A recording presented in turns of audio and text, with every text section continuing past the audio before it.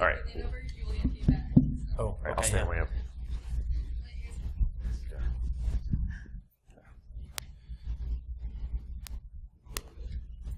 All right, let's get started. Yeah, sounds good. All right. So welcome to the kickoff for the Am The Cavalry track. And just to be really, really clear, we are not the cavalry, you are. So we're going to give a quick 5-minute primer for anybody that's brand new to this. But we actually launched here 2 years ago here at BSides, so it's our 2-year birthday. Yeah. And we're going to both frame the day, but also explain what the journey's been like thus far and why we're very encouraged by it. So 2 years ago, where were we?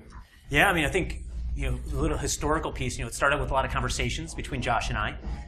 My motivations for getting involved were different. We're different than Josh's.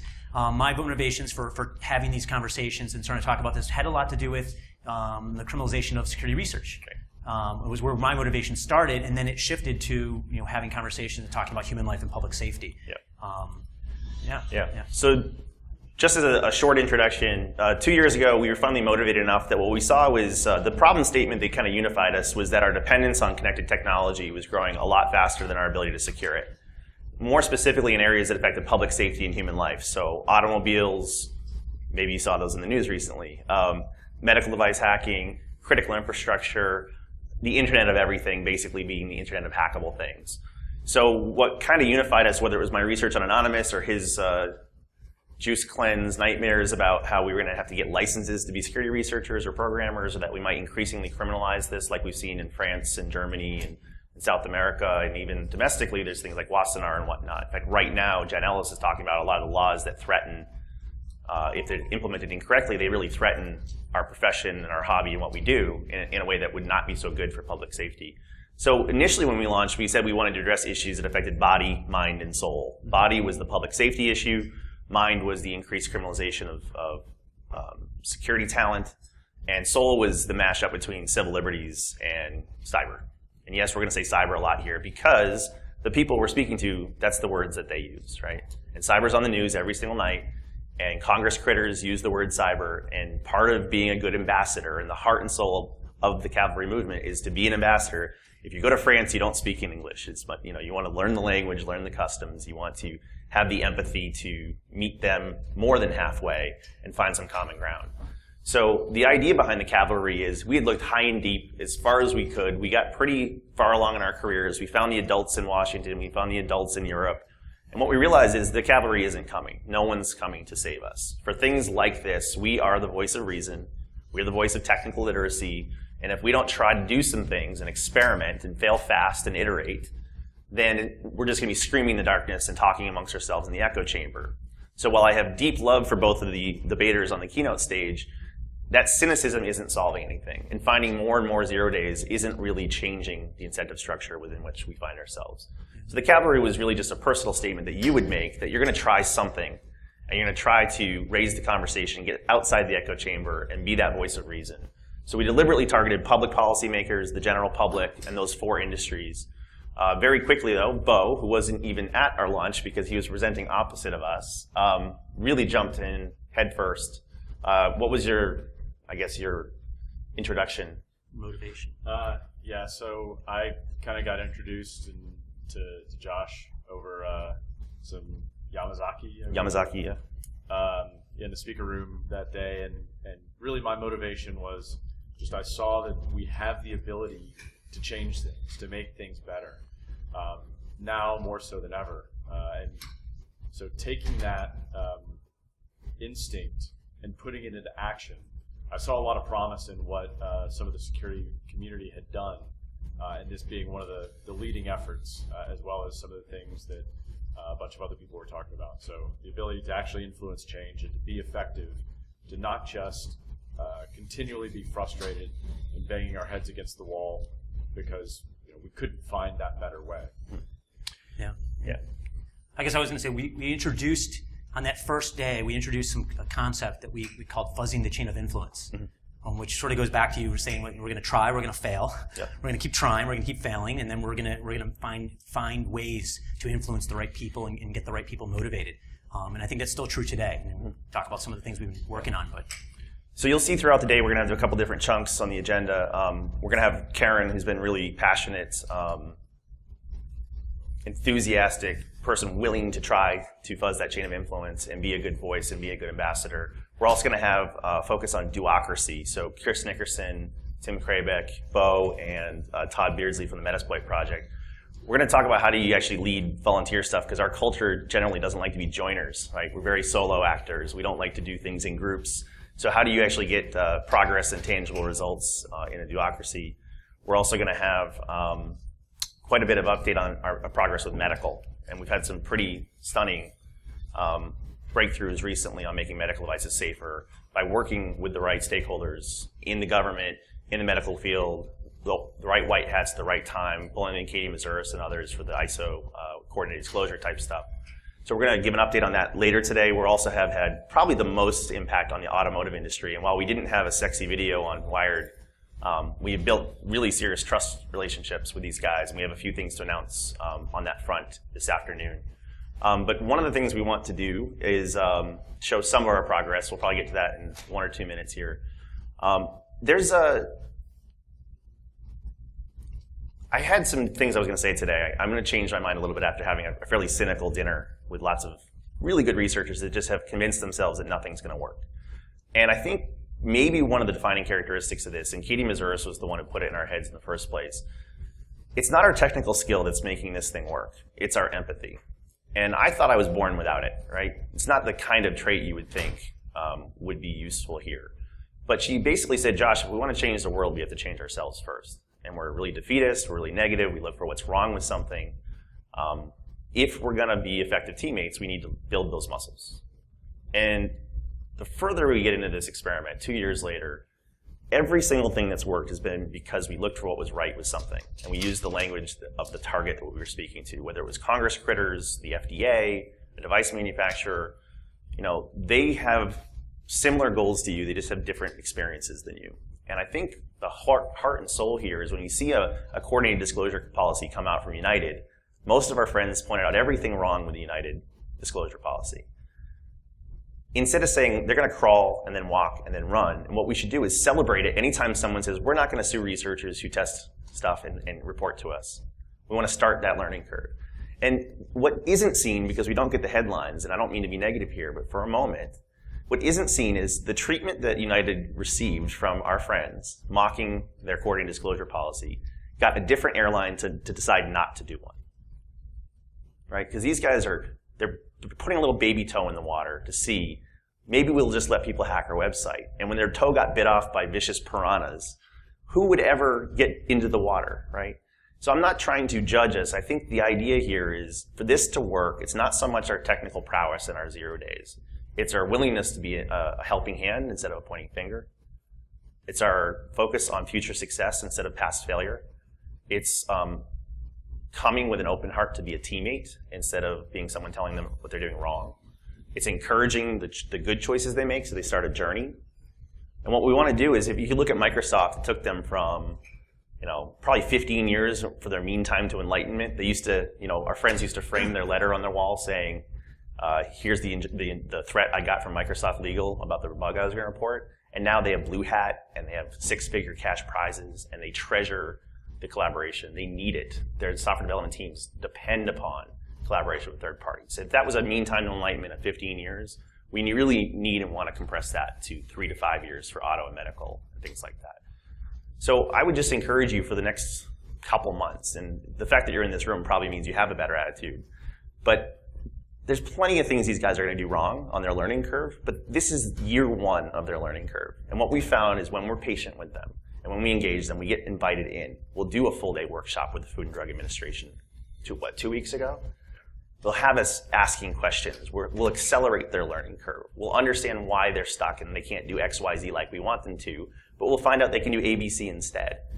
And I think that open heart it's the one thing that's going to change our fate. Because right now we're fighting a losing battle. And how do you win in a losing battle? You change the rules of the game. So between Jen Ellis, myself, there's some government folks in the room. I think I've done 200 congressional briefings. Jen's probably done 300.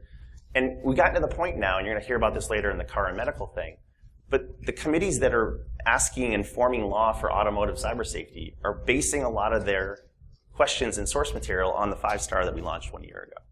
So I would say 2 years into this, the experiment is working. Now it's slow, you have to build trust, and the people who have gotten involved have learned it's less about tech prowess and more about translation. But if you want to decide that nothing's going to get fixed, there's plenty of people in the echo chamber to console you.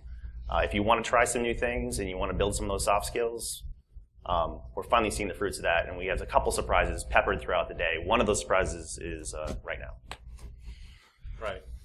So we've got some very good friends in a lot of great places, like in Europe, where like in Europe, where it's a little bit different than the U.S., where we've spent a lot of our time in the U.S. just because we're geographically located here.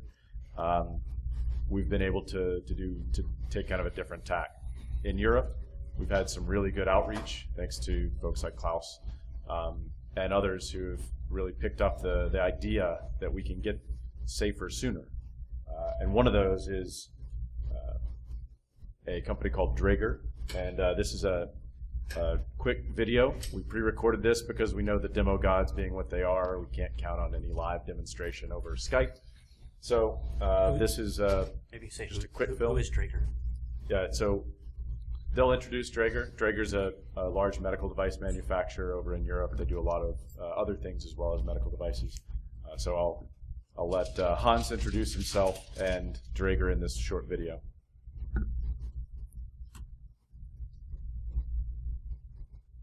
Tech fail.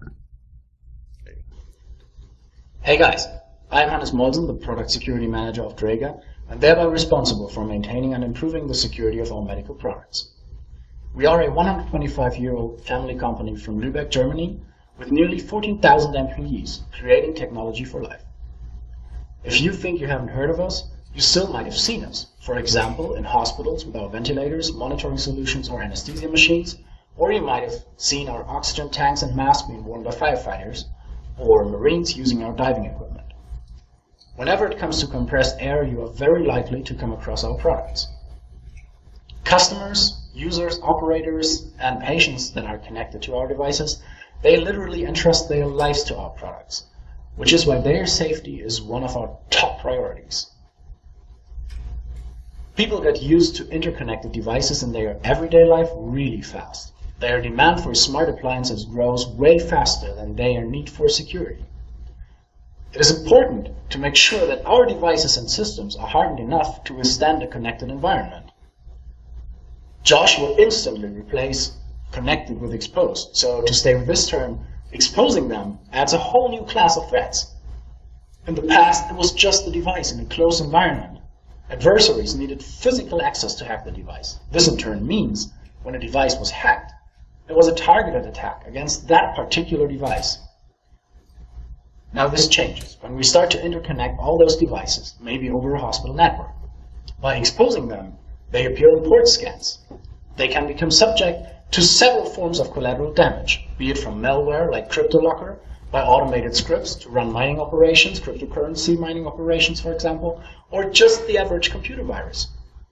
Connected devices can also be one stop on an adversary's path through the network to steal information, like patient data. But no matter how much you spend on training, software quality assurance, testing, and verification, there is still the programmer's law of nature, with its inevitable number of 5 to 50 flaws per 1,000 lines of code. And suddenly you go to fail. There are several types of vulnerabilities. The ones you fixed, the ones you know about, and the ones you don't know about.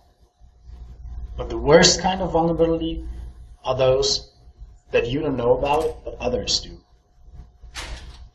For us vendors, a lot of those others might be you, excellent security researchers, acting in good faith and being a willing ally to us.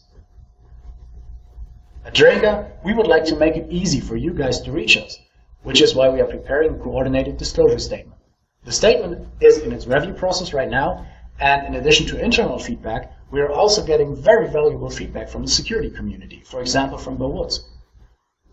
Once published, it will be reachable via draeger.com/security.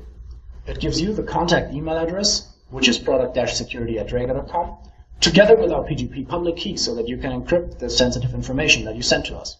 You can find the key also on public key servers. We give you some guidance on what you should include so that we can reproduce the issue faster. Plus, we'll describe what happens then and how you will be kept up to date or even be involved in the resolution. For now, it remains for me to wish you a great time in Las Vegas. Thank you very much for your attention and keep up the great work. We are all the Cavalry. Very cool. Yeah. So in case you missed that, or in case the video didn't record it for posterity, that's a major medical device company committing publicly to engaging with this community on equal terms, on equal footing, in an incredibly clueful way. Draeger and Hans are very smart about what they're doing and how they're doing it.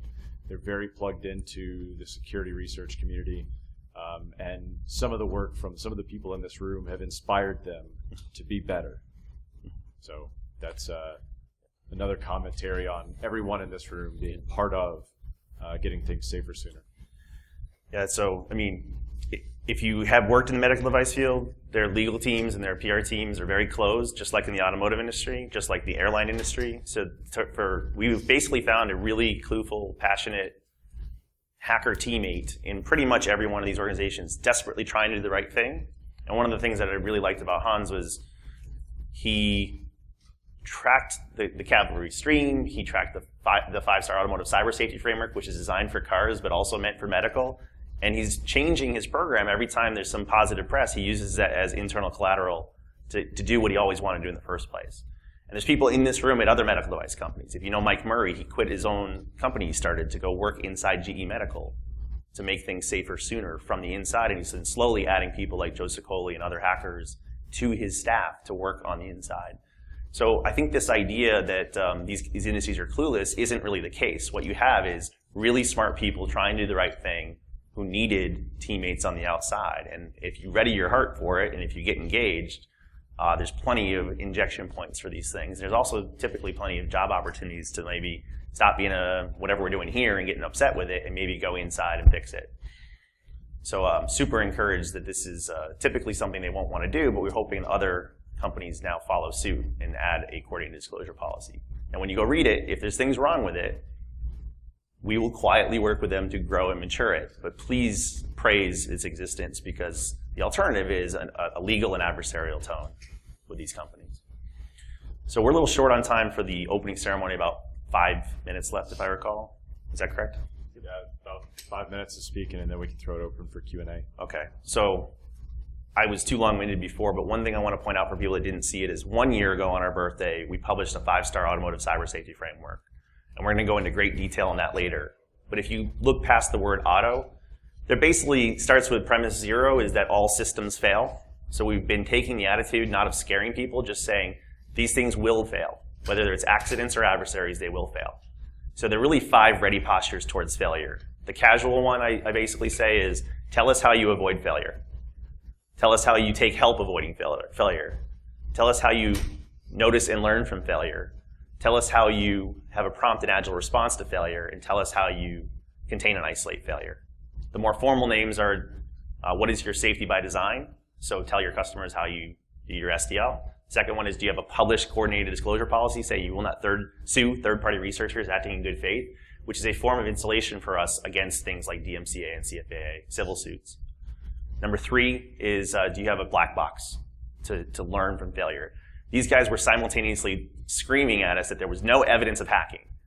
Well, none of them had any mechanism to ever have any evidence of hacking. So we want to break that circular logic. Number 4, do you have secure updates? So is your response time to a hack a manual USB key sent in the mail with a 3% uptake that could be implemented incorrectly? Or is it a full remote over-the-air update securely like BMW did, where all of their customers were patched before anyone knew they were even vulnerable? Right? So what we're trying to do is help them get over the hump on secure updates. And the last one about separating critical systems from non-critical systems is, who cares if the stereo gets hacked? Who cares if they blast it on the hip-hop station? As long as it can't also shut off the brakes or kill the engine. And because we haven't segmented critical systems from non-critical systems, we don't want to fix one bug in one infotainment system in one vehicle manufacturer. We want to fix the industry by making sure that their future designs are separating the critical from non-critical. And by really focusing on less about by PCI checklists of security products that don't work, we've really focused on avoiding failure, taking help avoiding failure, noticing and learning from failure, prompt and agile response to failure, and containing and isolating failure. And Bo and others later will tell you what they're doing for the medical 5-star. But this, as the foundation of how do you create areas to collaborate together, has been one of the reasons the empathy has been working. So we have the heart of a servant, the willingness to speak their language, meet them at their level, start them on their journey. And most of them were doing some efforts within one or more of these product categories or these solution categories. The idea is not that we're going to prevent these things from being hacked, it's that we're going to be readier when they do. And the ultimate goal, and my final word on this, I guess, is our intent 2 years ago is to make sure we were safer sooner. And I think the last couple of weeks we've seen, and some of the surprises throughout the day, is it's working. So we really hope that you advocate, participate, and start building those empathy muscles. Want to open up for some questions? Questions? Yeah, so we've got about 5 or 6 minutes for questions. We also, courtesy of the phone system, the old-fashioned thing that still runs pretty well, we have Hans Molson from Draeger on the line in case anybody wants to ask any questions of him. Karen, do you have a question or are you just stretching? There's also a microphone right here, which you guys probably use that. This way it'll get captured in the recording. Yeah.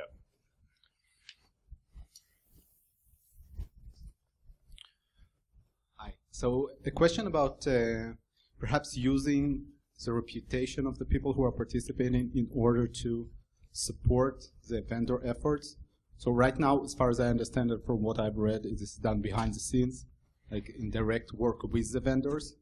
And you've said that there is a lot of cynicism going around about the vendor effort. So if it would be portrayed as a joint effort with some of the people who are reputable researchers in the security community and presented as baby steps, as you called it earlier, perhaps this would lower the level of cynicism, or at least frame it in some way? So you're saying that when they come out with their coordinated disclosure policy, if one of us was jointly praising it? Okay. If you were just, or at least framing it, right? Saying, okay, so this is not the best that could have been expected, but this is what they're trying to do, and we are behind it. Or coordinated support of their announcement of that type of policy. I think the thing that breaks my heart is there were people that were planning to say we're not going to sue researchers, and they were going to announce it this week, and they're not going to do it anymore because of a bunch of reasons. But if we understand, and I don't want to treat them like children either. I think they're doing really good work. They're trying really hard. Some of them have been trying to get a coordinated disclosure policy for 3 years. I'm just suggesting to us that some of us can change our conversation in the echo chamber to point out what people are doing right? So lately I used to ask people what was the best thing, the worst thing, key takeaway from any talk they heard. I've started asking people what was the biggest surprise or what was the best part, and that's all I ask. So I'm trying to change the pH balance of the way we talk to each other. Or how can we build on this? So you look at it like a little ember instead of a fire. Like we can, put the ember out instantaneously, or we can, cultivate it and foster it and turn it into a bigger issue. So I like your suggestion, though. We could do more overt support, and I think we did that with BMW. When they got hacked, everyone was making fun of them, and we said, here's the 5-star. Here's 2 of the things they did really well. This is actually a success story. They didn't sue the researchers. They did an over-the-air update. During the over-the-air update, I don't know if you read our post-mortem, they actually were passing the updates in the clear. But they noticed it and voluntarily told everybody in their announcement so that other people that might also have been passing their updates in the clear could start using SSL. So I think we should be focused on where we need to be as a society and where we want them to get to, and then understand it's going to take a lot of time to get them there. I don't want to be patient about it, but I want to be realistic about it, and that's where the give and take comes in. Anybody else? I think it would take some positive examples from well-known researchers that are active in this particular area to come out and say, look, I reported to that vendor, and they were actually cool, and they acted responsibly, and they fix stuff. And because obviously, most of the time, these disclosures is how badly the vendor reacted. Right. They tried to hide it, they said that fix it, they didn't fix it, or their fix was broken, and that sort of stuff.